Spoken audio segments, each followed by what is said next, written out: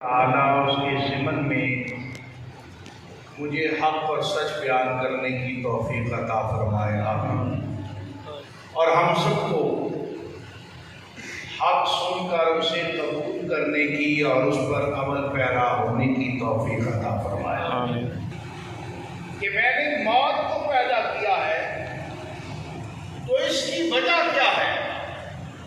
وہ فرماتے ہیں اس کی وجہ یہ ہے کہ رب کائنات بندے کو متنبع کر رہا ہے، اے انسان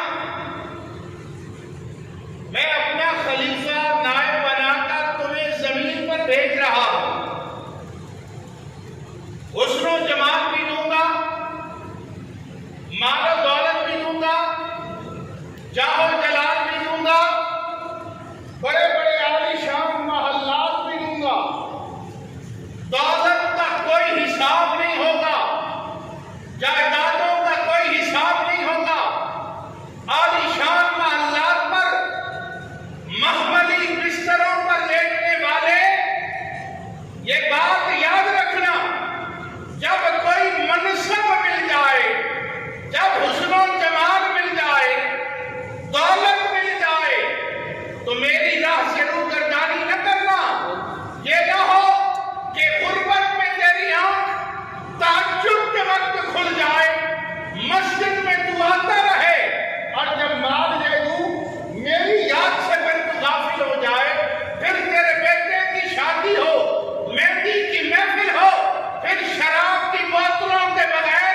تیرے بیٹے کی اگر مہندی کی محفل نہ سج سکے، اور ایسا اگر ہو جائے تو پھر یہ بات یاد رکھنا میری یاد سے غافل نہ رہنا، اس لیے خلق الموت کہ میں نے موت کو بھی پیدا کیا۔ سبحان اللہ، ماشاء اللہ۔ مرنا تو ہر بندے نے، اور موت ایک ایسی اٹل حقیقت ہے، اس میں کسی مذہب والے کا کوئی اختلاف نہیں۔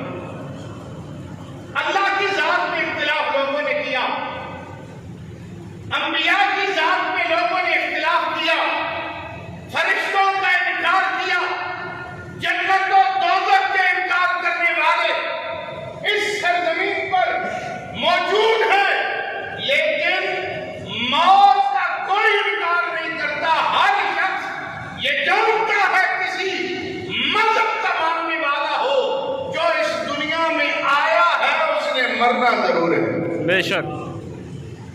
خلق الموت والحیات۔ اب اللہ کے فضل سے ہم مسلمان ہیں، یہ اس کی کرم نوازی ہے، اگرچہ ہم گناہگار ہیں، سیاہکار ہیں، بد کردار ہیں، لیکن یہ اس کا کرم ہے کہ ہمیں مسلمانوں کی صفوں میں پیدا کیا، بے شک۔ اور جس شخص کا خاتمہ بالایمان ہوگا، ایمان کے ساتھ دنیا سے جائے گا، چاہے نیک ہے یا بد ہے، اپنے اعمال کی سبب ہو رہا ہے۔ ایک لا یستنی من الموت، پیشاب کے چھینٹوں سے نہیں بچتا تھا۔ یہ موٹر وے پہ آپ سفر کرتے ہیں، کھڑے ہو کر پینٹ کھول کر پیشاب کر لیتے ہیں، گورنمنٹ نے سہولت دی ہوئی ہے، نہ پاس ٹیشو ہے نہ پانی ہے، اگر پیشاب کا قطرہ جسم سے لگ رہا ہے، کپڑے سے لگ رہا ہے، لوگ نالی پر باہر بیٹھ کر پیشاب کر لیتے ہیں، نہ ٹیشو ہے نہ پتھر ہے، یہ معمولی عذاب نہیں۔ حضور نے فرمایا پیشاب کے قطروں سے عذاب قبر ہوتا ہے۔ اور دوسرا کام کیا کرتا تھا؟ فرمایا یہ دوسرا شخص جو ہے یہ لوگوں کی غیبت کیا کرتا تھا، جو بس ہماری قوم کے اندر آج تک ٹوٹ ٹوٹ کر کھڑا ہوا، سامنے آئیں گے تو گھٹنوں کو ہاتھ لگا کر استقبال ہوگا، ہاتھ چومیں گے، اچھا کھانا کھلائیں گے، اور جب کسی کے دفتر گھر سے رخصت ہو جائے گا دوست تو دوسروں کو کہیں گے اس کی گاڑی پر نہ جانا، بڑا فراڈیا ہے، سے بچ کر۔ اس کی عزت کم نہیں کی آپ نے، اپنے دامن میں گناہ سمیٹے ہیں، عذاب قبر ہم نے اکٹھا کیا ہے۔ سرکار دو عالم صلی اللہ علیہ وسلم نے جب دیکھا کہ دونوں کو عذاب ہو رہا ہے، قربان جائیں نبی رحمت پر، آپ نے کیا کیا؟ ثم اخذ جریدۃ رطبۃ فشقها بنصفین، آپ نے درخت سے تار ٹہنی کاٹی، اسے دو حصوں میں تقسیم فرما دیا، ایک قبر پر لگا دی، دوسری قبر پر لگا دی۔ آپ نے فرمایا جب تک یہ ڈر رہیں گی اللہ کی تسبیح بھی اون کرتی رہیں گی، اور جب تک یہ اللہ کی تسبیح بھی اون کرتی رہیں گی اللہ ان سے عذاب قبر کو موقوف فرما دے گا۔ سبحان اللہ، ماشاء اللہ۔ اب میں آپ سے یہ پوچھتا ہوں کہ اگر تارٹینی تسبیح بیان کرے تو عذاب قبر موقوف ہو جاتا ہے، تو جس باپ کا بیٹا الخم سے لے کر مناس تک پورا قرآن ابا جی کی قبر پر پڑھ دے۔ سبحان اللہ۔ اب مسئلہ یہ ہے نا، اب وہاں گیا واپس کوئی نہیں آیا، اور مولویوں کی بات قوم کو 1400 سال پہلے کی لگتی، کہتے ہیں یہ تو جائے لوگ ہیں پرانی کتابیں پڑھ رہے ہیں، کیا پتا ہے، یہ ہمیں بتاتے ہیں موت کا منظر، مرنے کے بعد کیا ہوگا۔ وہ بڑی مشکل گھڑی ہے، وہ بڑا مشکل لمحہ ہے۔ اگر احادیث کے ذخیرے کو دیکھیں تو صحابہ کرام رضوان اللہ تعالی علیہم اجمعین، صحابہ وہ اپنی اولادوں کو تلقین کر رہے ہیں کہ ہم مر جائیں تو فوراً ہماری قبر سے واپس نہ آ جانا، قبر پہ ٹھہرنا، قرآن پڑھنا، درود پاک پڑھنا، وہاں کھڑے رہنا، یہ اندھیری رات ہوگی۔ اور ایک صحابی نے تو اپنے بیٹے کو کہا کہ جتنی دیر میں ایک اونٹ ذبح کر کے گوشت بنا کر تقسیم نہیں کر دیا جاتا، اتنی دیر تم میری قبر پر کھڑے رہنا تاکہ میں اس سے انس حاصل کر لوں، اور منکر نکیر جب آئیں تو میں ان کے سوالوں کے جواب دے سکوں۔ سبحان اللہ۔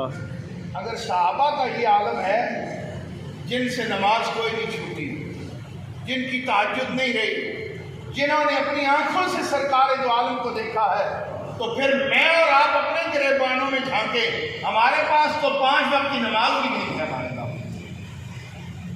صبح سے شام تک جھوٹ ہے، دھوکہ ہے، فراڈ ہے، اسلام سے دوری ہے، ٹھٹا ہے، مذاق ہے۔ ہم اس بات سے بالکل بے نیاز ہو گئے ہیں کہ ہم نے مرنا بھی ہے۔ آج ماں باپ کی گستاخیاں بھی بڑی کی جا رہی ہیں۔ آپ سوشل میڈیا پہ دیکھتے ہیں جائیداد کے لیے کبھی بیٹا باپ کو مار رہا ہے، کبھی ماں کو مار رہا ہے۔ کاش ہم نے قرآن و حدیث پڑھا ہوتا تو ہمیں پتہ چلتا کہ ماں باپ کا مقام کیا ہے۔ بے شک۔ سرکار دو عالم صلی اللہ علیہ وسلم نے خود خواہش کا اظہار نہیں فرمایا، کاش میری ماں زندہ ہوتی، انا فی الصلاۃ العشاء، میں عشاء کی نماز پڑھ رہا ہوتا، تنادی یا محمد صلی اللہ علیہ وسلم، میری ماں مجھے بلاتی لا جب تو حال لبیک، میں ماں کی بارگاہ میں حاضر ہو جاتا۔ سبحان اللہ۔ حضور تو یہ مقام بتا رہے ہیں۔ آج بیٹا 18 سال 20 سال کا ہو جاتا ہے تو کہتا ہے ابا جی آپ تو ان پڑھ ہیں، آپ کو پتہ ہی نہیں، میں زیادہ پڑھا لکھا ہوں۔ اور جو تھوڑا مزید خبیث الفطرت ہو اور 4 لفظ پڑھ کر بڑا بیوروکریٹ بن جائے، کہیں بینک مینیجر بن جائے اور پتلون کھینچ لے، پھر وہ اپنے باپ کے ساتھ کیا سلوک کرتے ہیں، کہتے ہیں ابا جی آپ کا رنگ تو کالا ہے، آپ یہاں اسلام آباد میں آ گئے ہیں، راول پنڈی میں آ گئے ہیں، آج بڑے بڑے بیوروکریٹ میں آنا ہے، بڑے بڑے سیاستدانوں میں آنا ہے، وہ کیا کہیں گے کہ میرا باپ جو ہے وہ دھوتی باندھتا ہے، رنگ آپ کا کالا ہے۔ آج آپ ذرا سرونٹ کوارٹر میں نہیں چلے جاتے، وہاں وقت گزارنے، لوگوں کو نہ پتہ چلے میرا باپ کیا ہے، لیکن اس میں قصور قوم کا بھی ہے۔ اگر نبی کی سیرت پڑھائی ہوتی، نبی کا فرمان پڑھایا ہوتا، پتہ چلتا کہ ماں باپ کا مقام کیا ہے۔ سبحان اللہ۔ بے شک۔ صحابہ کرام فرماتے ہیں ہم نے دیکھا سرکار دو عالم صلی اللہ علیہ وسلم کی بارگاہ میں ایک بوڑھی عورت آ گئی، حضور نے اپنی چادر بچھائی، اس پر بوڑھی عورت کو بٹھا دیا۔ ہم دیکھ رہے ہیں کبھی وہ سرکار دو عالم کی زلفوں پہ ہاتھ پھیرتی ہے، کبھی وہ تو ہاتھ کے مکھڑے پر ہاتھ پھیرتی ہے. ہم نے کہا یہ کون دیہاتی عورت ہے, بڑی ہی قسمت والی ہے, حضور سے بڑا پیار کر رہی ہے. جانے لگی, حضور نے تحفے تحائف دے کر رخصت کیا, تب تک ہماری آنکھوں سے اوجل نہیں ہو گئی, حضور اسے دیکھتے رہے. جب الوداع کر کے تشریف لائے, ہم نے عرض کی یا رسول اللہ صلی اللہ علیہ وسلم یہ کون خوش نصیب عورت تھی؟ سرکار نے فرمایا میرے غلاموں یہ میری رضائی ماں حلیمہ سعدیہ. سبحان اللہ, ماشاء اللہ. اور جس نبی نے رضائی ماں کا اتنا احترام کیا ہے, حقیقی ماں کا کتنا احترام کیا. آج ہمیں ضرورت ہے دوبارہ دامن مصطفیٰ سے وابستہ ہونے. نجات اسی میں ہے, جتنی مرضی جمع تفریق کر لیں, جتنی مرضی کر لیں, مسلمان اسی وقت کامیاب ہوگا جب دامن مصطفیٰ سے وابستہ ہوگا. بے شک.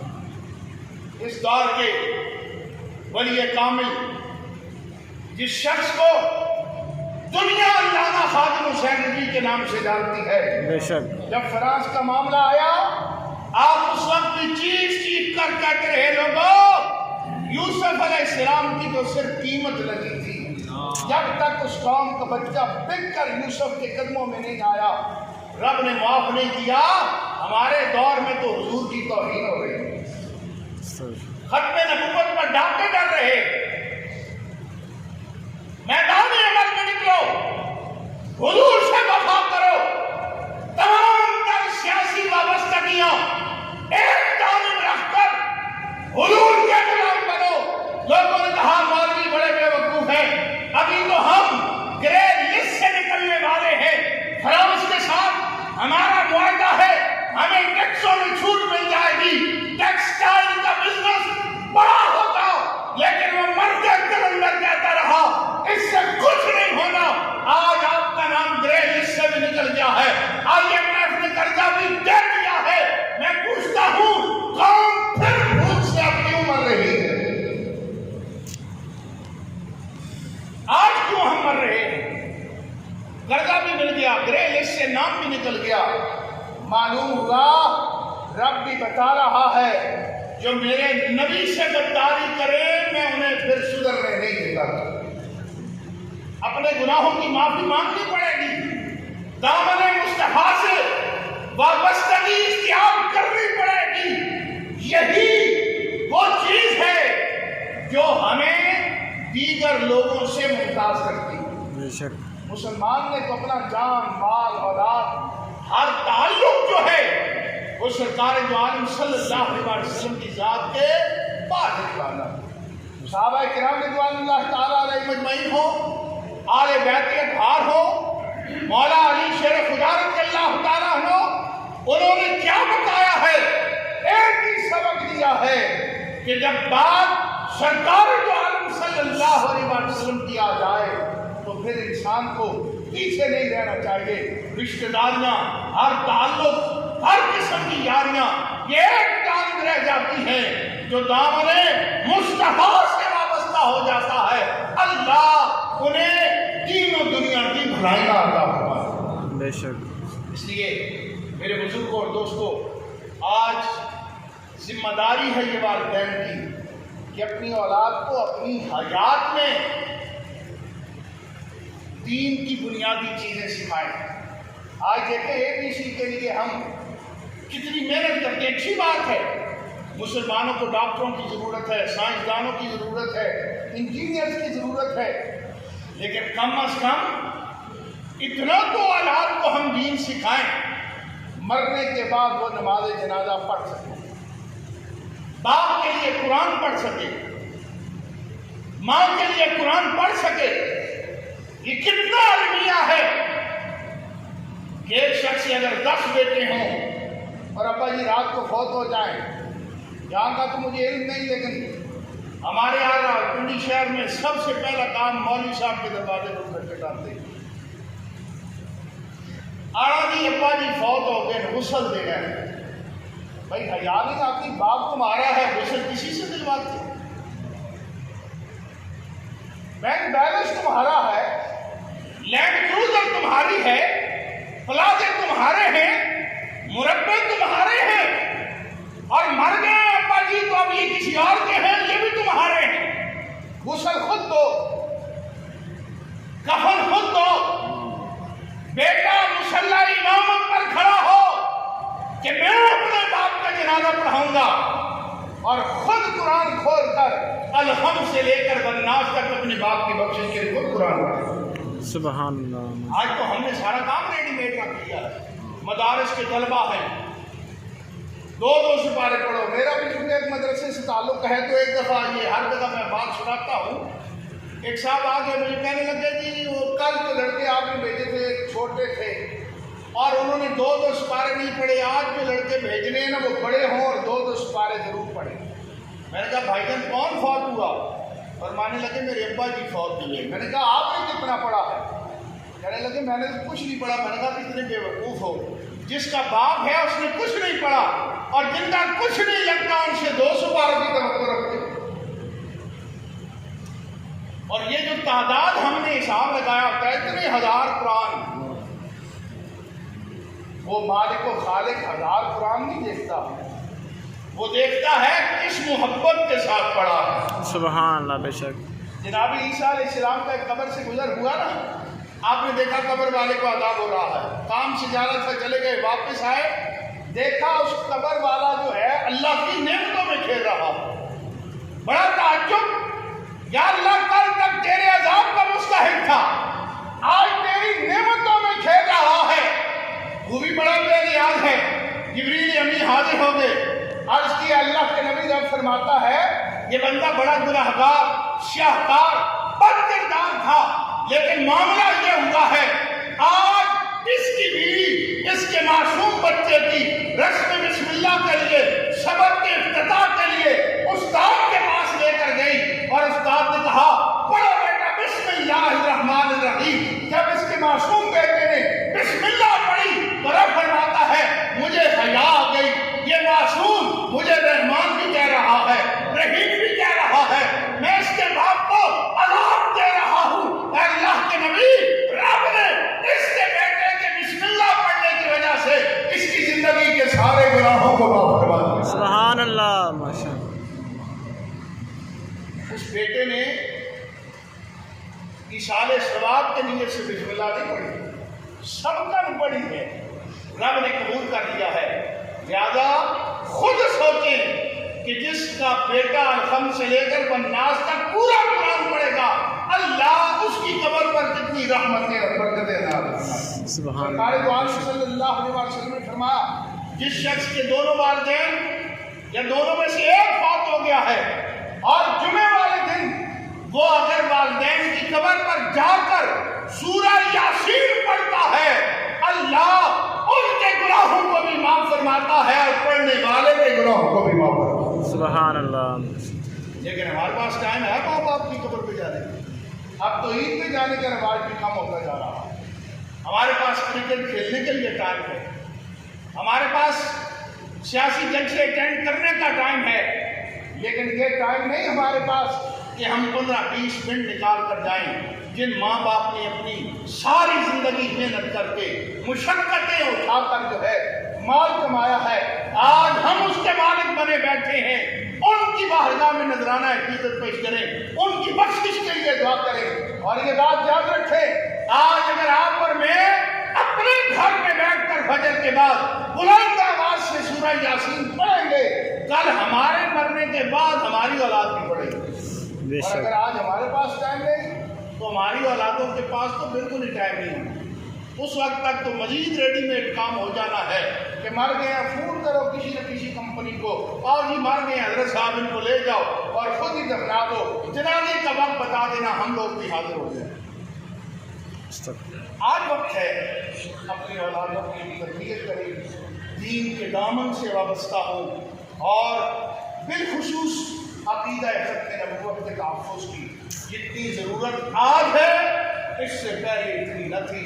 بے انتہا لوگ جو ہیں معاشی مشکلات کی وجہ سے مرزائیت کے اندر داخل ہو رہے ہیں، وہ اپنے جال میں لوگوں کو پھنسا رہے ہیں۔ ہمارے نوجوان ساتھی بیرون ملک کے ویزوں کے چکر میں اپنے ایمان کی دولت جو ہے اس کو کھو رہے ہیں۔ آج والدین کا کردار اور ذمہ داری پہلے سے زیادہ بڑھ گئی ہے کہ اپنی اولاد کو جہاں دین کی تعلیم بنیادی ضرور دے، اس کے ساتھ ساتھ عقیدہ ختم نبوت کی پاسداری اور اس کے تحفظ کے لیے عملی اقدامات کرنے کے لیے میدان عمل میں آئیں۔ اللہ تعالیٰ حاجی صاحب کے درجات کی بلندی عطا فرمائے اور ہم سب کی حاضری کو قبول فرما کر ہم سب کے گناہوں کو معاف فرمائے، اس ملک پاکستان کو استحکام عطا فرمائے۔ واخر دعوانا الحمدللہ۔